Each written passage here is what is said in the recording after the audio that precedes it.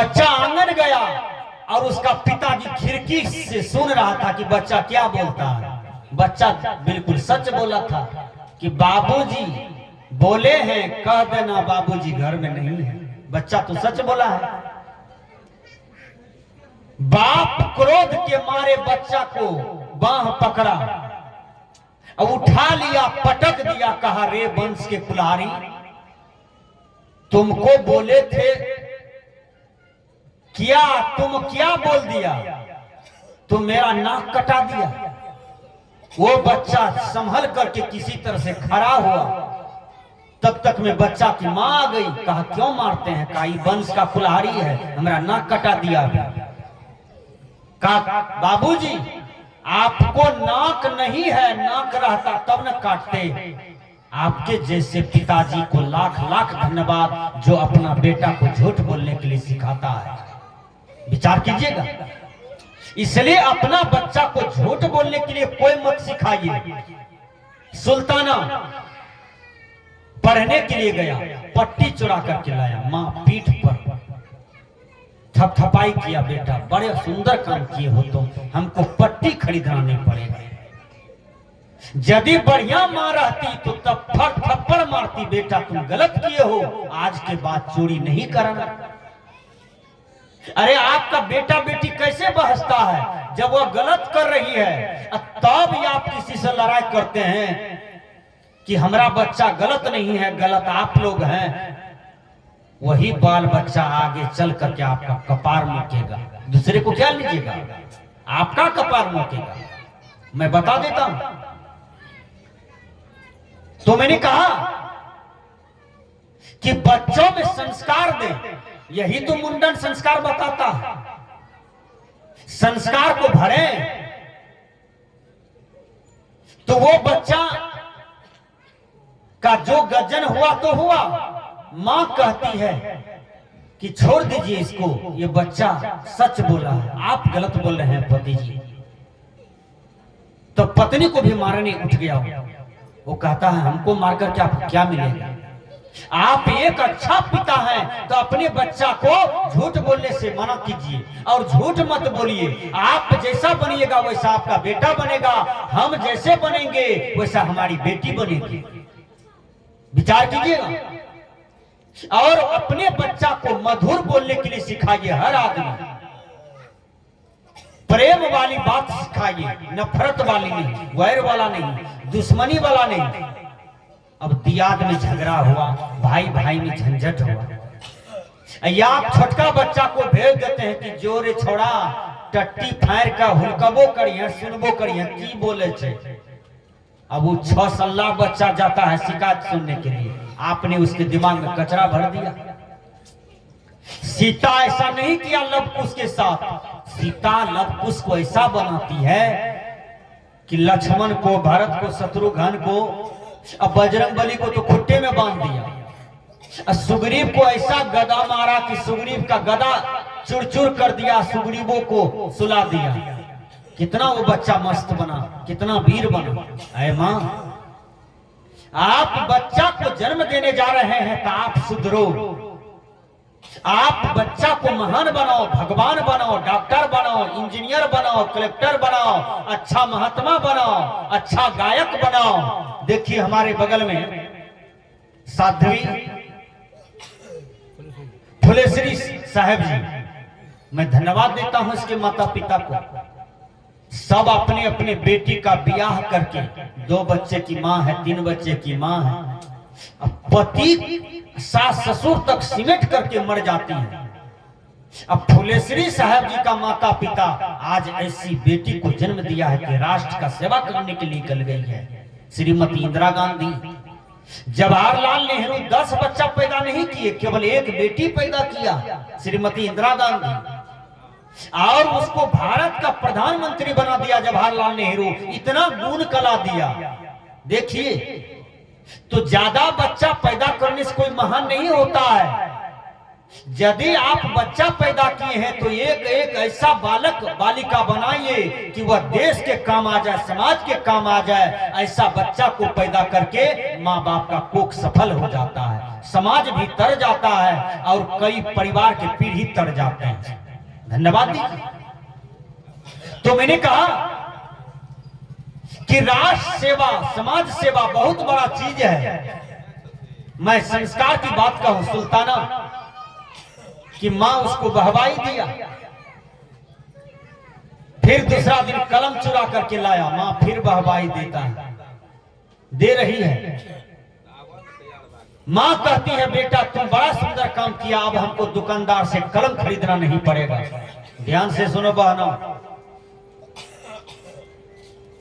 फिर तीसरा दिन पढ़ने के लिए गया तो कॉपी चुरा के लाया, बढ़िया विद्यार्थी का कॉपी, 100 रुपया वाला कॉपी था, चुरा करके लाया झोला में। मां धन्यवाद दिया, कहा बेटा बड़ा सुंदर काम किए, हमको कमाना नहीं पड़ेगा तुम्हारे लिए, तुम अपना खर्चा स्वयं निकालते हो। बच्चा स्कूल में चोरी करते करते मास्टर साहब का पैसा चुराने लगा। मास्टर का पैसा सामान चुराते चुराते समाज में चोरी करने लगा। समाज में लोग सजग हो गया कि फल्लमा सावधान, ये आदमी चोर है। समाज में कौन कैसा है ये बात सबको पता है ना। समाज एक रिजल्ट है, समाज एक जज है, समाज एक वकील है, समाज सब कुछ है। आप रक्षक है तो समाज संसार आपका परीक्षक है, यानी परीक्षा ले रहा है। धन्यवाद दीजिए। तो सुल्ताना से सब सावधान हो गया तो घर में चोरी करने लगा, फिर गांव समाज छोड़ दिया, बाहर में चोरी करने लगा, डकैती करने लगा। लोग उसके नाम से कांपने लगे, डरने लगे, कई हत्या कर दिया। भारत के कानून सुल्ताना को पकड़ लेता है, आओ जेल में डाल दिया, फांसी की सजा हुई। जज ने पूछा तुम किसी से मिलोगे, कुछ खाओगे, कुछ पियोगे? तो कहा हम जज साहब हमको केवल मां से मिला दीजिए। सुल्ताना की मां को पता चला कि मेरे बेटा को फांसी होने वाला है। मां दौड़ी दौड़ी आती है, हाय बेटा, हाय बेटा, हाय बेटा, हाय बेटा। किसी का जवान बेटा यदि सामने में मृतक हो जाता है तो उसको कितना कष्ट होता है। मां दौड़े दौड़ी आई और सुल्ताना को भर पांजा पकड़ लिया। एक बात बोलो, यहां पर माता बहन हो बैठी हुई, आपका बच्चा है पप्पू 3 बरस का, और वो खो गया है 4 दिन से नहीं मिल रहा है, आपको कैसा लगता है? खाया जाएगा? रोटी दूध अंगूर सेब संतोला खाया जाएगा उस बच्चा की याद में? अब वही बच्चा 4 दिन के बाद एकाएक दरवाजे पर आ जाए, आप देख लिए हैं तो दौड़ करके छाती लगाइएगा ना। तो सुल्ताना की मां दौड़ करके गया और अपना बेटा को पकड़ता है, चुम्मा चाटी करता है, बेटा तुम फांसी पर जा रहे हैं। सुल्ताना को गुस्सा बर्दाश्त नहीं हुआ, सुल्ताना अपनी दांत से मां का नाक काट लिया, खून कर दिया, खून बहने लगा। जज कहता है अरे सुल्ताना, तूने तो जीवन भर खून ही किया है, मानव समाज को आतंकित किया है, तूने मानव समाज को दुख दिया है। सुल्ताना तुम इतना अपराध किए हो और अभी भी अपराध कर दिया। सुल्ताना रोने लगा, कहा जज साहब हम फांसी पर चढ़ के मर जाएंगे, हमको इसका गम नहीं, गम है कि मेरे फांसी का कारण यही मां है।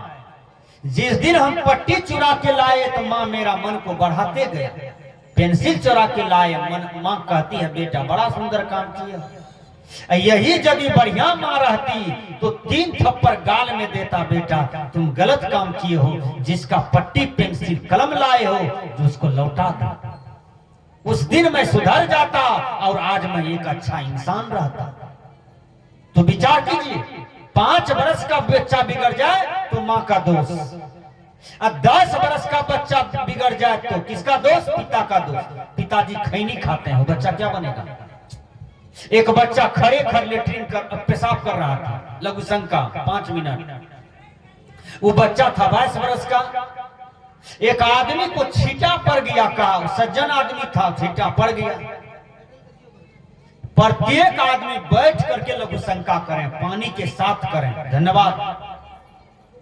यदि आप नाक पोंछते हैं, आंख पोंछते हैं, ठोर पोछे हैं, तो हाथ को साबुन से धोइए। अंगूठी कोई मां बहन मत पहनिए। कजरा लगाने से सुंदर हो जाओगे, विश्व सुंदरी। पिपनी बनाते हो, सुंदरी हो जाओगे। ठोर में लिपस्टिक लगाते हो, लगता है केवाड़ी चौकी का पेंट फेल है, सुंदर हो जाओगे। अरे सुंदर तो मां सबरी हुई थी, मां मीरा हुई थी, सहजोबाई, मदलसा। एकटा माय के हम देखलिए नाक में एकटा सोना के नथिया पिन्हे छो तो छजे छे, चल भाई पिन्हलकै, सोना छै तो पिन्हलकै। आ ये नाक में तीन तीन टा पिलर, एकटा एने एकटा एने एकटा एने होय नहीं। हम कहलिए तोरा सर्दी है छो तो सुरकै छ केना, कनेस पकड़बो, चारों तरफ पिलरे छगा। ये नाक में आप इतना पिलर धांसते हैं, कहा नहीं जा सकता है। एक नकबुन्नी है तो सुंदर है कि नारी का रूप है, कोई दिक्कत नहीं। शरीर को मत सजाइए, कर्म को सजाइए, विचार को सजाइए, आचरण को सजाइए, अपना आत्मा को सजाइए, आप सुंदर हो जाओगे बहनों। शरीर को सजाने से कोई नहीं सुंदर होगा। यदि शरीर को सुंदर मानते हो, शरीर को देख देख करके पागल हो। एक लड़का कहा हम उसी लड़की से ब्याह करेंगे, नहीं तो जहर पी के मर जाएंगे। उसका बाप हमको फोन किया, गुरुजी आइए समझाइए। 10 दिन से हम बेटा को समझाते हैं, जिसका पोती से ब्याह करने जा रहा है उसको पता चलेगा कि इसको चाप चढ़ा करके मार देगा। ये लड़का बूझ नहीं रहा है, वो सब बहुत खराब है। मैंने भी गया समझाया, लड़का नहीं माना। उस लड़की का शादी किसी लड़का से करवा दिया, उसका गार्जियन भनक चला, शादी करवा दिया। ये लड़का इतना बावरा था, इतना पागल था, रात में सिंदूरदान हुआ लड़की का, ये लड़का जहर खा करके घर में सो गया, मर गया लड़का। विचार कीजिए, यही अररिया सिमरा की बात है। तो विचार कीजिए, लड़का मर गया। तो मैं दर्शा देता हूं, यदि कोई बावरा हो, शरीर के प्रति पागल हो कि सुंदर शरीर के बिना हम नहीं रह सकते हैं, इसको भोगे बिना, देखे बिना, इसको निहारते बिना हम नहीं रह सकते हैं, तो ये पागल कबीर साहब आपके दिमाग को ठीक करता है। मैं बता देता हूं, जिस शरीर देख करके आप पागल हैं, वो शरीर के फैक्ट्री से क्या सब निकालता है? पैखाना, मूत्र, खून, नेटा, खेकास, पीत, बात, कप, पानी, क्या से क्या नहीं है शरीर में। उसको कटोरा में रख दीजिए, लड़का कपड़ा से ढक दीजिए, कहिए बहुत सुंदर चीज है, इसको खाओ। खाइएगा एक आदमी, किसी को पसंद है? जितना कचरा आपके शरीर में है, उतना कचरा गाय माल के देह में नहीं है। उसका गोबरों काम में आता है, दांतों काम में आता है, हड्डियों काम में आता है, उसका मूत्र काम में आता है। मनुष्य का यह कोई चीज काम में नहीं आता है। इसलिए समझने का प्रयास कीजिए। एक ब्रह्मचारी प्रवचन कर रहा था, एक युवती उसको देख करके मोहित हो गई, कहा हम आप ही से ब्याह करेंगे। ध्यान दीजिए, ब्रह्मचारी जी ने कहा कि ये तो शरीर रूप देख करके बावरा है, पागल है, इसके दिमाग को ठीक करने की जरूरत है। ब्रह्मचारी जी कहा रविवार का 9 बजे तुम आना मेरे रूम में, हम तुमको मांग में सिंदूर देंगे और तुम्हारे साथ जीवन जिएंगे। लड़की क्या इस बीच में वो बढ़िया से बाल बनाई, बाजार में जाकर के वो फेस बनाई, वो बढ़िया बढ़िया कपड़ा खरीदी। आओ रविवार के 9 बजे रुपया पैसा लेकर के पहुंच गए ब्रह्मचारी जी के पास। और ब्रह्मचारी जी इस बीच में करते क्या है, एक तीव्र जुलाब की टेबलेट खा ली, उसको 56 बार लेटरिंग हुआ, सब लेटरिंग को कटोरा में रख दिया, मूत्र निकला कटोरा में रख दिया, शरीर का जितना भी चीज निकला, आंख, नाक, कान से सबको छोटा छोटा कटोरी में रख करके ललका कपड़ा मंगाया था नया, उससे ढक दिया। वो लड़की आई, कहा अरे इतना सुंदर थे आप देखने में, ये पचक कैसे गए, पचके हैं कैसे, आप तो देखने में बढ़िया नहीं लग रहे हैं। वो लड़की कहती है आपका सुंदरता कहां चला गया? कहा हमारा सुंदरता को देखना चाहते हैं तो गमला में कटोरी में रखा हुआ देखिए ना। वो बाबरी लड़की, पागल लड़की समझ नहीं पाई, चला गया वो कटोरा को उघाड़ने के लिए। तो किसी में कप है, किसी में पीत है, किसी में नेटा है, किसी में पैखाना है, किसी में मूत्र है। वो उसको महकता है, वहां से भागती है। और ब्रह्मचारी कहते हैं कहाँ भागी जा रहे हो? वही तो मेरा सुंदरता है, इस शरीर में वही सब तो है। कहा शादी करना था, अब नहीं करेंगे, हमको ज्ञान खुल गया। विचार कीजिएगा। तो कहने का भाव है कि शरीर माध्यम खलुम धर्म साधनम, साधन धाम मोक्ष करी द्वारा। सभी साधनों में शरीर प्रमुख और प्रथम साधन है। साधन धाम मोक्ष करी द्वारा। ये मनुष्य शरीर केवल मुक्ति के लिए मिला है, सदगति के लिए मिला है, शांति वाला काम करने के लिए मिला है, जन्म मरण की चक्र से बचने के लिए ये शरीर मिला है। कबीर साहब कहते हैं बीजक में, दादा भाई बाप के लेखों चरणन होई हो बंदा, अब की पुरिया जो निर्वारे सोई जन सदानंदा। वह सदा सदा आनंद रहेगा जो वासना की पुरिया, विषय की पुरिया को निवारण करते हैं। तो मैंने कहा कि संस्कार दीजिए बच्चों को। जब इतना संस्कार देते हैं तो वह बच्चा आपके जीवन को सजाएगा, माता पिता की मर्यादा को समझेगा, दादा दादी की मर्यादा को समझेगा। भगवान राम कहते हैं रामायण में, प्रातः काल उठ के रघुनाथा, मात पिता गुरु ना वही माता। एक सुंदर माता पिता जब अपनी बेटी का ब्याह करके उसको ससुराल भेजती है तो माता पिता क्या आशीर्वाद देती है? बेटी क्या कहती है? एक ही व्रत एक ही नेमा, अकाय वचन मन पति पद प्रेमा। ऐ बेटी, तुमको हम जन्म दिए अपने घर में रहने के लिए नहीं, तुमको जन्म दिए दूसरों की घर का आलोक बनने के लिए। बेटी, तुम पति के दुख सुख में रहना, सास ससुर की पूजा करना, वही भगवान भगवती होगा, तन से मन से धन से। एक सुंदर माता पिता क्या ज्ञान देते हैं? प्रातः काल उठ के रघुनाथा, मात पिता गुरु ना वही माता। कबीरपंथी का बच्चा खुट्टा को प्रणाम नहीं करता है, नाद को प्रणाम नहीं करता है, जमीन को प्रणाम, सूरज को प्रणाम, चांद को प्रणाम, वृक्ष को प्रणाम, कंकर पत्थर को प्रणाम नहीं करता है। कबीरपंथी का बच्चा है तो वो चेतन का पूजा करता है, आत्मा का पूजा करता है, वह मनुष्य का पूजा करता है, वो मानव भगवान का पूजा करता है। ये कबीर साहब का विज्ञान है, ये कबीर साहब का दर्शन है। इसलिए मैं एक सुंदर कथा कह देती हूँ, विषय स्पष्ट हो जाएगा। एक कबीरपंथी बेटी का शादी हो गया। जब अपना ससुराल जाती है, सास ले गई आंगन, परछ उरछ करके विध उध करके गोसाई घर ले जाती है। गोसाई घर मतलब समझे छी यहाँ सब? गहील का घर, सोखा मोखा का घर, काली दुर्गा का घर, ये सब जो देवता है आपका। और देवता का घर छोटा है, आपका घर 7 मंजिल का है। देखिए, और वो देवता कपार पर किसी का नहीं चढ़ता है, इधर जितना भी चढ़ उतार है सब ढकोसला है। एक भक्ता था बेचारा, तो यादव जी के यहाँ गए, देखा उसका भैंस, कहा इसको इरिंग बिरिंग पढ़ाएंगे, जो हो सो पढ़ाएंगे तो भैंस ले लेंगे। वो थर थर करने लगा, कहता हमरा धूप दा, अगरबत्ती दा, हे दा, हेऊ दा। यादव जी कल जोड़ के खड़े हो गए, कल के कौन देवता छियै? कल के मोखा। कल के की मांगे छ? कल के तोरा भैंस दान में दिल पड़तो, कल के दया देबो भगवान, दया देबो वह भैंस से। कल के दान क्या की मिलते? कल के तोरा जे जे मन में चाहे छी सब मिल जेतो। आ वो किया भक्ता बेचारा नखरा दिखा रहा था, दौड़ के सीढ़ी पर चढ़ा, दौड़ के उतरे, दौड़ के सीढ़ी पर चढ़े, दौड़ के उतरे।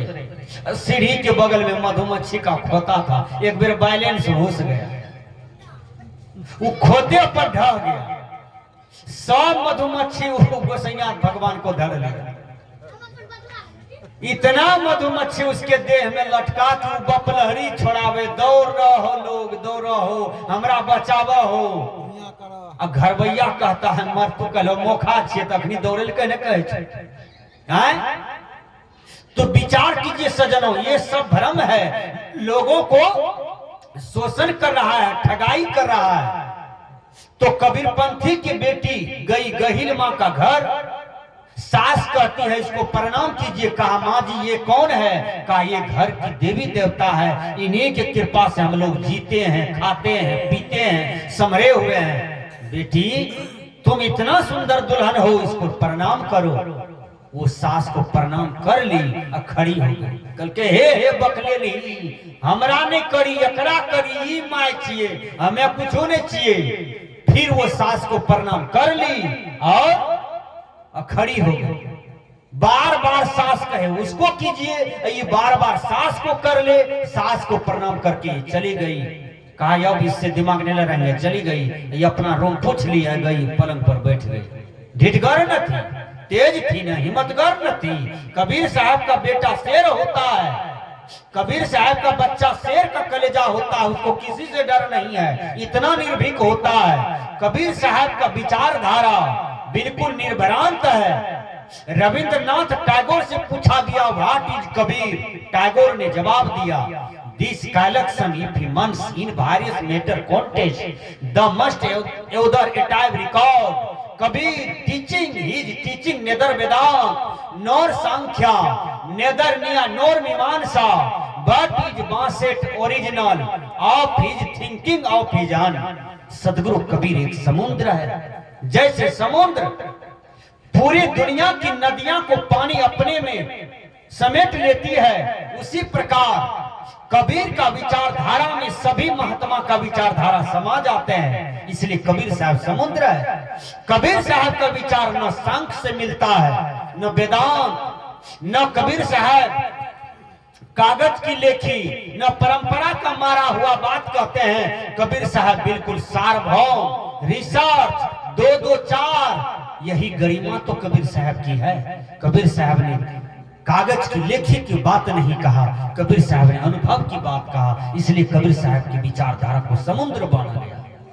तब देखिए क्या होता है, वो चली गई, पलंग पर बैठ गई और उसकी सास निंदा करने लगी, कैसा दुल्हन आई है, पगलैया है, ही है, वो है। गोसाई को प्रणाम नहीं किया, भगवान को प्रणाम नहीं किया, कैसन पुतोहू है।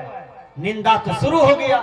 सुबह में बेटा से टका लिया, कहा जाएंगे सिंहेश्वर, इसको भगवान का प्रणाम करा के लाएंगे। आखिर दूसरी की बेटी थी, आज तो हमारा पुतौन है, नए प्रणाम करेगी, इसको हटा देंगे, दूसरा ब्याह करेंगे।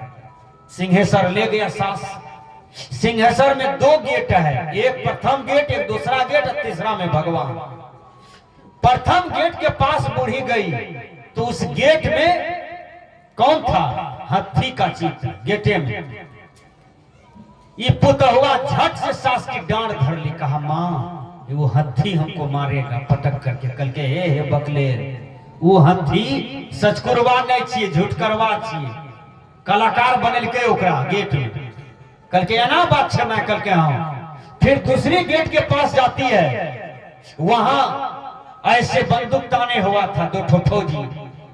का माँ ये हमको गोली मारने जा रही है। कल के हे बकलेली, ये हो झूठ करवे छिए, ये का कलाकार बनल के, सच करवा नहीं छिए। फिर देखिए का ये सचकुरवा नहीं है, कहा नहीं नकली है। तब गया भगवान के पास दोनों, कल के हेकरा प्रणाम करो, या जल डारा। कल के माँ वो पत्थर का फौजी, वो तो हमरा गोली ने मार सकले, वो तो पत्थर का हाथी, वो तो हमरा पटके न सकले। ये पत्थर वाला भगवान हमरा आशीर्वाद देते कि बेटी सुखे रहा, निके रहा, या तो मरियो जा, एको बार कहता है नहीं।